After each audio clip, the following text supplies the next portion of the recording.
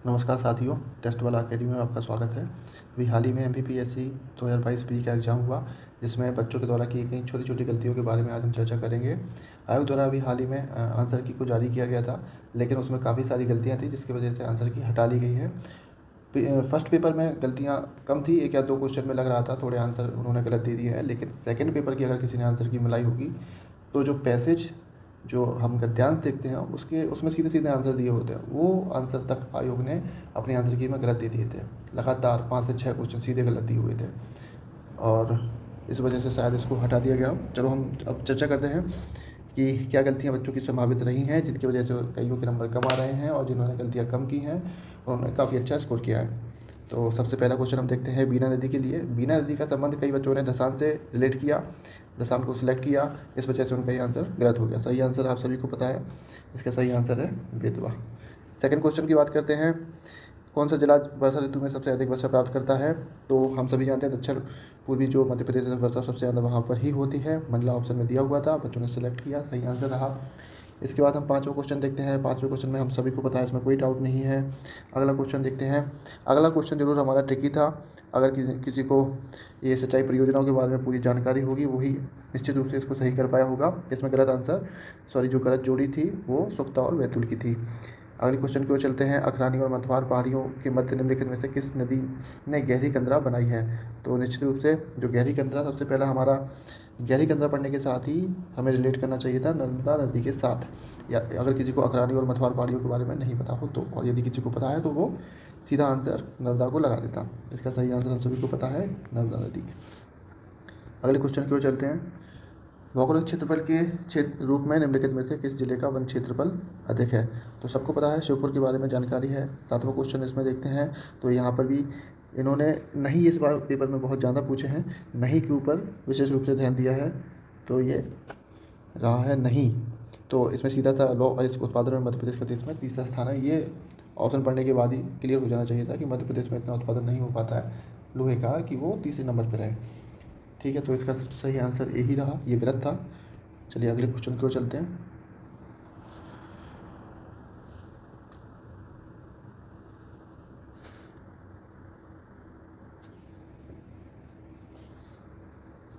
ये सारे question easy थे, इनमें ज़्यादा कोई कठिनाई नहीं देखने को मिली हमें। 8वें नंबर का क्वेश्चन जो कि मिट्टी से संबंधित रहा, इसमें कुछ प्रॉब्लम देखने को नहीं मिलती है। मैंगनीज के बड़े भंडार, ये भी सीधा क्वेश्चन था, बालाघाट आंसर रहा इसका। मध्य प्रदेश की जलवायु के संबंध में क्वेश्चन तो अच्छा पूछा, लेकिन ऑप्शन बिल्कुल ईजी दे दिए थे। मुरैना और दतिया सभी जानते हैं सर्वाधिक गर्मी और सर्वाधिक सर्दी वाले क्षेत्र हैं। उसके बाद हम राष्ट्रपति की क्षमता शक्ति के बारे में भी सिंपल क्वेश्चन दे दिया। 12वें क्वेश्चन में हम देखते हैं, एक कथन पूछा जा रहा है, तो यदि किसी ने इसके बारे में पढ़ा होगा तो निश्चित रूप से वो सही आंसर लगा पाया होगा। सही आंसर इसका था जवाहरलाल नेहरू। अगले क्वेश्चन की ओर चलते हैं। 13वां क्वेश्चन सीधा पूछा जाता है, संविदा महाभियोग अनुच्छेद 61, कोई इसमें प्रॉब्लम नहीं। 14वें क्वेश्चन में भी हमें कोई परेशानी नज़र नहीं आती है, क्योंकि इसमें सीधा सा क्वेश्चन पूछा गया था, औद्योगिक विकास और विदेशी व्यापार का लाभ। तो लाभ तो अगर कोई ऑप्शन को पढ़ता तो बी सी डी सारे तीनों ही ऑप्शन ऐसे हैं जिनमें कि हानि बताई गई है, केवल बढ़ी हुई प्रतिस्पर्धायिक लाभ के रूप में हमें दिखाई दे रहा है। 15वें क्वेश्चन में हम चलते हैं। 15वें क्वेश्चन में भी राष्ट्रीयकरण पूछा गया है 1949, कोई परेशानी नहीं। 16 क्वेश्चन यदि किसी ने अनुच्छेद के बारे में पढ़ा होगा तो वो निश्चित रूप से सही करके आया होगा, आर्टिकल 222। आर्टिकल 222 के बारे में यदि किसी ने पढ़ा होगा तो वो निश्चित रूप से बिल्कुल सही करके आया होगा। इसमें सीधा क्वेश्चन था, ज़्यादा कोई घुमाने वाली बात भी नहीं थी, और नेहरू ने संविधान सभा में उद्देश्य प्रस्ताव सीधा क्वेश्चन पूछा, कोई दिक्कत नहीं थी। 91वां संविधान संशोधन में सीधा क्वेश्चन था, इसमें भी कोई परेशानी नहीं थी। द्वैत प्रणाली के बारे में पूछा गया था, कब लागू की गई, 1919 के द्वारा। ठीक है, फिर से एक कथन हमें देखने को मिलता है, संविधान सभा अकेले ही देश के लिए एक स्वदेशी संविधान का निर्माण कर सकती है तथा सही मायने में और पूरी तरह से लोगों की इच्छा का प्रतिनिधित्व कर सकती है। तो संविधान सभा के बारे में बात की गई है। कहीं ना कहीं हम अब इसमें ज़्यादातर जो डाउट रहा होगा वो ज़्यादातर बच्चों ने शायद अम्बेडकर जी को लगाया हो, या ज़्यादातर ने जवाहरलाल नेहरू गांधी जी के ऊपर शायद किसी का बहुत ही कम ध्यान गया होगा। अगर किसी ने इस कथन को कभी पढ़ा होगा तो ही वो इसे सही कर पाया होगा। इसका सही आंसर महात्मा गांधी है। तो ऐसे क्वेश्चन आ जाते हैं जो ज़्यादातर सभी के गलत होते हैं, इनमें घबराने वाली कोई बात नहीं होती अगर आपका भी गलत हो गया होगा तो। नेक्स्ट क्वेश्चन पे चलते हैं। दक्षिण पूर्वी एशिया की सीमा पर नदी मेकंग किस देश से नहीं गुजरती है? तो मेकांग के बारे में यदि बात किया तो कंबोडिया, वियतनाम, लाओस इन तीनों से गुजरती है। बांग्लादेश सीधा आंसर था, कोई परेशानी नहीं थी इसमें। 22वां क्वेश्चन, महिला साक्षरता दर, ठीक है। मिजोरम के बारे में पता है हमें। अगला क्वेश्चन फिर जनसंख्या से। एक बात दोस्तों मैं आपसे कहना चाहूँगा, कभी भी एग्ज़ाम को देने जाएँ, चाहे किसी भी स्टेट पीसीएस या अन्य गवर्नमेंट एग्ज़ाम का, जनगणना ज़्यादातर हम देखते हैं पूछी जाती है।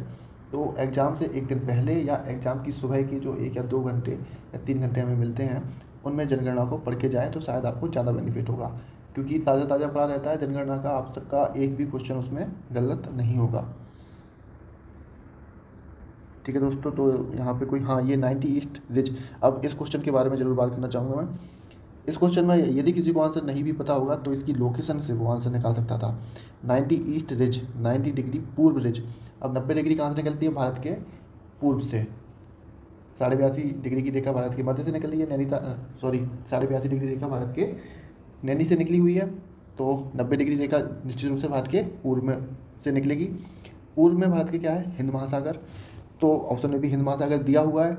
तो इसका आंसर यदि किसी को नहीं आ रहा था तो वो निश्चित रूप से एक अंदाज़ा लगा कर सकता था कोई। उसके बाद पवन ऊर्जा क्षमता का क्वेश्चन भी, ये थोड़ा सा पढ़ने वाला, यदि किसी ने पवन ऊर्जा क्षमता के बारे में पढ़ा होगा वो इसको सही करके आया होगा। हाँ, यदि इसमें आप तुक्का लगाने की बात आ जाए तो इसमें ऐसे डी ऑप्शन सेलेक्ट कर सकते थे कि मध्य प्रदेश में इतनी पवन ऊर्जा नहीं हो रही है कि वो तीसरे नंबर पे मध्य प्रदेश को ला सके। 26वां क्वेश्चन बहुत अच्छा क्वेश्चन था। इसके बारे में मैं बताना चाहूँगा। अभी तक ये पूछा जा रहा था कि स्थलबद्ध देश कौन है। आयोग ने बढ़िया क्वेश्चन पूछा ये कि लैंड लॉक देश कौन नहीं है। यहाँ पे विशेष रूप से नहीं पे ध्यान करने की ज़रूरत है। तो जब ये क्वेश्चन पूछा जा रहा था कि स्थलबद्ध देश कौन है, तो उसमें ऑप्शन में हमें लाओस को सिलेक्ट करना होता था, क्योंकि आसपास की कंट्रीज़ वो ऐसे देते थे जिनमें स्थलबद्ध देश नहीं होते थे। केवल एक ही देश होता है हमारे जो है पूरब में भारत के, लाओस, जो कि स्थलबद्ध नहीं है। लेकिन इसमें क्वेश्चन में उन्होंने पूछा है कि स्थलबद्ध देश कौन नहीं है। तो यहाँ पे नेपाल लैंडलॉक है, लाओस, भूटान सारे लैंडलॉक हैं और थाईलैंड नहीं है। तो कई बच्चों ने यदि नहीं पढ़ा होगा, इसमें दिया होगा देश नहीं है, ये नहीं पढ़ा होगा सही से, तो वो जल्दबाजी में लाओस को लगा के आया होगा। ठीक है, चलिए आगे बढ़ते हैं। लोहे वाला क्वेश्चन आ गया। तो लोहे वाला क्वेश्चन भी ठीक ही नहीं था। यदि किसी को पता होगा तो वो सही करके आया होगा। ट्रिकी, इसमें कुछ कन्फ्यूजन वाली चीज़ नहीं थी। और मूंगफली उत्पादन वाला भी सीधा क्वेश्चन था। एटलस पर्वत वाला भी सीधा क्वेश्चन था। वन वाला भी सीधा क्वेश्चन था। ये यूपीपीसीएस पैटर्न हमें देखने को मिला। ये वन हुआ, इकोटोन वाला एक क्वेश्चन आया था, वो हमें यूपीपीसीएस से ज़्यादातर देखने को मिलते हैं। ये 31वां क्वेश्चन काफ़ी अच्छा रहा।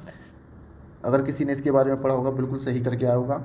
अब यहाँ पे ज़्यादातर डाउट एलेक्सा और सिरी तो सबको पता होगा, डाउट रहा होगा बच्चों के पास कोर्टाना और कोर्टेसा के मध्य। अब चूँकि अब इसमें भी एलिमिनेट ऐसे किया जा सकता था कि कोर्टाना और कोर्टेसा।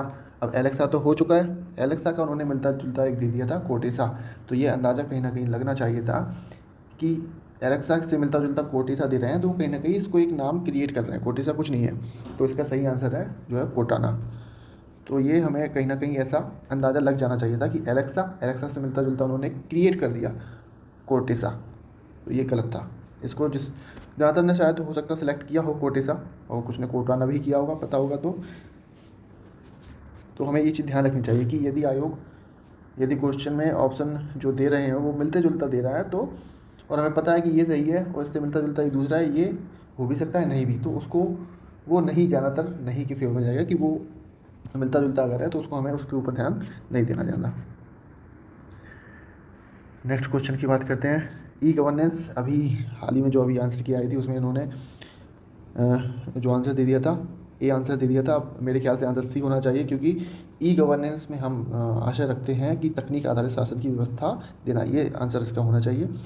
ए अगर ऑप्शन आता है तो ए जो है नागरिकों को नियुक्त करना, सक्षम बनाना तथा अधिकार देना, ये ई गवर्नेंस नहीं, ये गुड गवर्नेंस का एक विकल्प है। मीन्स अगर गुड गवर्नेंस होता है तो नागरिकों को नियुक्त करना, सक्षम बनाना तथा अधिकार देना, ये गुड गवर्नेंस का पार्ट है। ई गवर्नेंस का सीधे रूप से तकनीकी आधारित शासन की व्यवस्था। उदाहरण के रूप में हम देखें तो आज जो जाति आय मूल निवास आप बना रहे हैं लोक सेवा केंद्रों से घर बैठे प्राप्त कर रहे हैं व्हाट्सएप के जरिए, ये ई गवर्नेंस है। आप MPO लाइन पे गए, फॉर्म भरा, कोई दस्तावेज भेजने की ज़्यादा जरूरत नहीं है, ये ई गवर्नेंस है। वीडियो चैट हो रही है, शासन से प्रशासन से 181 पे कॉल कर रहे हैं आप, ये ई गवर्नेंस है, ठीक है ना। और ये ए आंसर दे रहे हैं आप, अभी नई आंसर की आएगी तो पता नहीं उसमें क्या आंसर रहेगा। अगर ए दे रहे हैं तो आपत्ति हमें बिल्कुल लगानी चाहिए, ए आंसर तो नहीं होगा इसका, सी ही इसका सही विकल्प एक हमें दिख रहा है, ठीक है। अगला हम बात करते हैं कृत्रिम बुद्धिमत्ता। सीधा आंसर रहा साइबर सुरक्षा की विशेषताएं, सीधा आंसर खतरे की रोकथाम, आंतरिक खतरों से प्रतिरक्षा और अनुपालन, ठीक है, तीनों सही है। अगला देखते हैं हम डायोड वाला क्वेश्चन। अगर किसी ने विद्युत के बारे में, परिपथ के बारे में पढ़ा होगा तो ये सही हो गया होगा उसका। सीधा क्वेश्चन था, डाउट इसमें नहीं था। हाँ, कृत्रिम बुद्धिमत्ता के बारे में बात करते हैं तो मेरे ख्याल से इसका आंसर प्यूपल मीन्स लोग होना चाहिए, क्योंकि ऐसा हम इस क्वेश्चन को ऐसे देख सकते हैं, कृत्रिम बुद्धिमत्ता है तो वो किस आधार पर पक्षपात करेगी। मीन्स एक व्यक्ति लोगों के आधार पर तो पक्षपात करेगी नहीं कि ये अमीर है, ये गरीब है, ये काला है, ये गोरा है, तो लोगों के आधार पर पक्षपात नहीं करना चाहिए। डेटा अगर उसको कम या ज़्यादा मिल रहा है तो पक्षपात कर सकती है। एल्गोरिदम उसमें जैसी सेट होगी उसके आधार पर पक्षपात कर सकती है। क्षमता के आधार पर वो पक्षपात कर सकती है। तो लोग इसमें पक्षपात का स्रोत नहीं होना चाहिए। अब बाकी आयु जो डिसाइड करे, आखिर सर्वमान्य वही होगा जो आयु डिसाइड करेगा। अगला क्वेश्चन 37वां हम देखते हैं, तो सीधा क्वेश्चन था। 38वां क्वेश्चन ई कॉमर्स का, ठीक है, सीधा क्वेश्चन, ऑप्शन में भी कोई कन्फ्यूजन वाली बात नहीं है इसमें। 39वां क्वेश्चन में भी ठीक है, सीधा क्वेश्चन है, बड़ा इजी क्वेश्चन भी था, फ़ायदा नहीं है। अब जहाँ फ़ायदा नहीं लग रहा है, नहीं घाटा जहाँ लग रहा है वो सिलेक्ट कर लो। सोशल मीडिया अनुकूलन सीधा दिख रहा है इसमें, ये ऑप्शन कोई दिक्कत नहीं है बाकी के ऑप्शनों में, ठीक है। निर्मल वर्मा पुरस्कार, ये सिंपल क्वेश्चन, कोई दिक्कत नहीं थी। बूढ़ सिंह दबारा सिंगा, 42वें क्वेश्चन में भी कोई परेशानी नहीं थी। 43वें क्वेश्चन में भी तोरण द्वार, ये थोड़ा अंदर से पूछ लिया। यदि किसी ने सांची स्तूप के बारे में अच्छे से पढ़ा होगा, उसके जो तोरण द्वारों के बारे में, तो ये सही कर दिया होगा। स्वतंत्रता सेनानी के बारे में, सादत खां के बारे में सभी ने पढ़ा है, इंदौर से संबंधित रहे हैं। अगला क्वेश्चन में भी कोई परेशानी नहीं। 47वें क्वेश्चन में हम देखते हैं, ऑप्शन काफ़ी अच्छे दिए थे, बिल्कुल कंफ्यूज करने वाले। अल मसूदी, अल बरूनी, अल बहरी, इन तीनों क्वेश्चनों में कितनी समानता है, खासकर अल मसूदी और अल बरूनी में। सही आंसर अल बरूनी था, लेकिन हो सकता है जल्दबाजी में या कन्फ्यूजन इतनी क्रिएट होती है एग्जाम में कि सही आंसर भी आप उसको शक की निगाह से देखने लगते हैं कि यार ये वास्तव में होगा क्या। तो यहाँ पे सही आंसर अल बरूनी था। अल मसूदी भी कई लोग लगा सकते हैं, हो सकता है गलत हो गया हो कई लोगों का। 48 में कोई दिक्कत नहीं है। 39वां क्वेश्चन भी सीधा था। हाँ, हालांकि धर्मराजेश्वर स्मारक के बारे में हो सकता है कई लोगों को पता ना हो, लेकिन ऑप्शन में कोई कन्फ्यूजन नहीं थी यहाँ पे। कोयले के उत्पादन के बारे में अब यहाँ पे तीसरा और चौथा, इन दोनों क्वेश्चनों में काफ़ी कन्फ्यूजन रहा, कई लोग तीसरा कई लोग चौथा लगा के आए। आयोग द्वारा भी जो आंसर की दी गई थी उसमें चौथा दिया गया था, और हमारे जो बजट था मध्य प्रदेश का उसमें भी सकल उत्पादन के बारे में तो चौथा है, लेकिन उसी बजट में कोयला उत्पादन की बात की गई है जिसमें तीसरा बताया गया है। तो आपत्ति तो लगा सकते हैं, जो भी आंसर है दोनों पे ही आपत्ति लगेगी, तीसरा या चौथा जो भी रहेगा दोनों पे। कपास और केले का सबको पता है, खुटिया पटेल, ये भी ठीक है। 2011 जनगणना, ठीक है। ये लाली लक्ष्मी तो हाल ही में चली रही है, कोई परेशानी नहीं होगी। राष्ट्रपति शासन 3 बार, ठीक है। ग्राम पंचायत के बारे में हो सकता है कई लोगों को कन्फ्यूजन हुई हो, क्योंकि किसी ने रिलेट कर लिया होगा 500 से, कि जो सड़क वाली बात ध्यान आई होगी पक्के में किसी न किसी के, किसी ने 2000 से रिलेट किया होगा, लेकिन सही आंसर 1000 था। जहाँ तक बच्चे सही करके ही आए होंगे, कुछ हो सकते हैं जो कन्फ्यूजन सबको होता है कहीं ना कहीं, तो मैंने कन्फ्यूजन वाली ही बात हम कर रहे हैं, तो कहाँ कन्फ्यूजन हुआ होगा और हमें कैसे बचना है। हमेशा ध्यान रखना है कि जिस क्वेश्चन को पढ़ते ही एक क्लिक होता है दिमाग में। क्वेश्चन पढ़ा, मान लो मध्य प्रदेश में कितनी बार राष्ट्रपति शासन लागू हुआ, क्वेश्चन पढ़ा, दिमाग में आया 3, हमने ऑप्शन देखे, फिर हम कन्फ्यूज हुए, अरे यार 2 भी दिया है, 2 है कि 3 है, 4 तो नहीं है। तो पहली बार क्या क्लिक किया था, वही जो हमने अपने पिछले वीडियो में बताया था कि पहली बार जो क्लिक करे वही आपको ऑप्शन ज़्यादातर रखना है। पिछला वीडियो नहीं देखा हो तो कृपया पिछला वीडियो देख लेना, हालांकि एग्ज़ाम हो चुका है, लेकिन आगे आने वाले एग्ज़ाम में वो आपके काम में आएगी।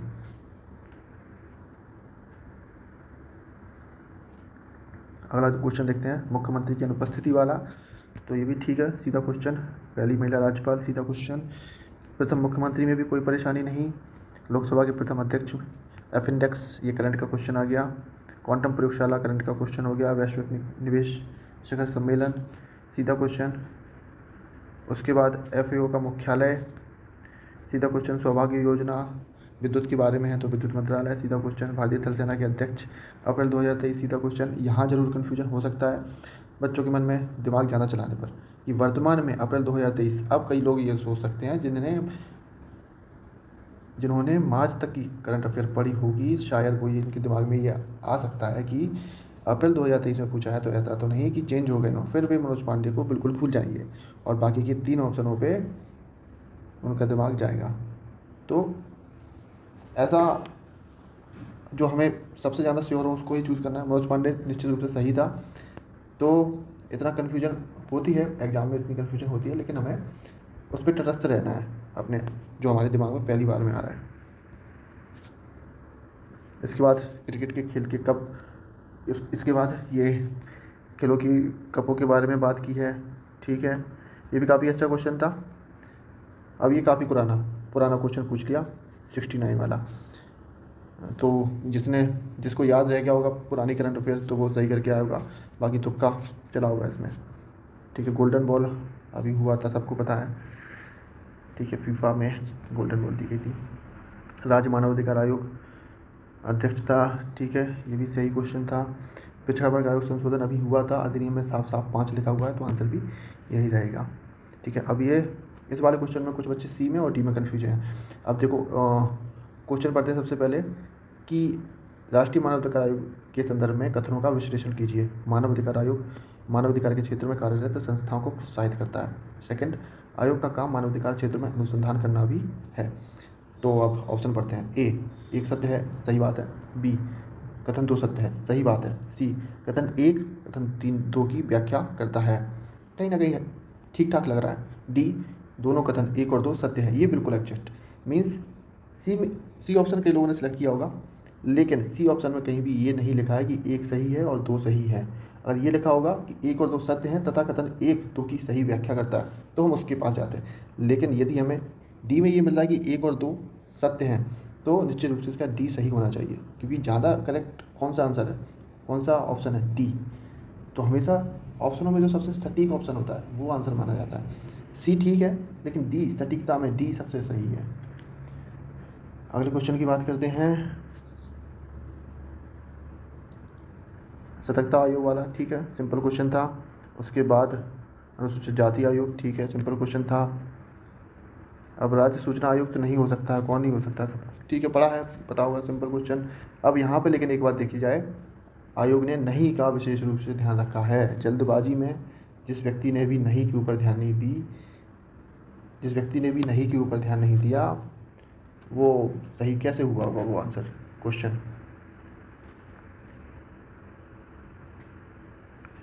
संघ तथा राज्यों के लिए लोक सेवा आयोग का प्रावधान, ठीक है, पता है सबको। नीति आयोग के उपाध्यक्ष नियुक्ति, ठीक है। 79 क्वेश्चन भी ठीक ही है। 80वां क्वेश्चन ठीक है। उसके बाद विजयनगर वाला सही क्वेश्चन। 82वां वाला सबको एकदम मन खुश कर दिया होगा सभी का। पोथी पर जगमुआ पंडित भया न कोय, ढाई आखर प्रेम का पढ़ा सो पंडित हुए। और बच्चे एग्जाम में पेपर देख कर कह रहे होंगे कि 2.5 आखर पढ़ के ही आने थे, पूरा पेपर पूरी पोथियाँ पढ़ के नहीं आनी थी, ऐसा पेपर आ गया है। चंपारण सत्याग्रह के दौरान नील की खेती किस नाम से पहचानी जाती है, तो 3 कटिया पड़ा होगा, परमहंस मंडली। ये इसमें कन्फ्यूजन हुआ होगा बंगाल और महाराष्ट्र के बीच में, ठीक है। तो परमहंस जी को जिसने रिलेट किया, रामकृष्ण परमहंस जी को जिसने रिलेट किया होगा बंगाल से, वो बंगाल लगा के आया होगा, लेकिन इसका सही आंसर रहा है महाराष्ट्र। नेक्स्ट क्वेश्चन, भारत छोड़ो आंदोलन, ठीक है। उसके बाद तहकीक हिंद, अलबरूनी साहब और संथाल विद्रोह सिद्धो, ठीक। प्रार्थना समाज की स्थापना सभी को पता है। बौद्ध गुफाएं, यहाँ पे कन्फ्यूजन चल रहा है। अजंता और बाघ सभी को पता था, सी और डी में कन्फ्यूजन रहा होगा। अभी हाल ही में जो आंसर की आई थी उसमें आयोग ने प्रसार माना है। कई बच्चे सांची लगा के आए होंगे।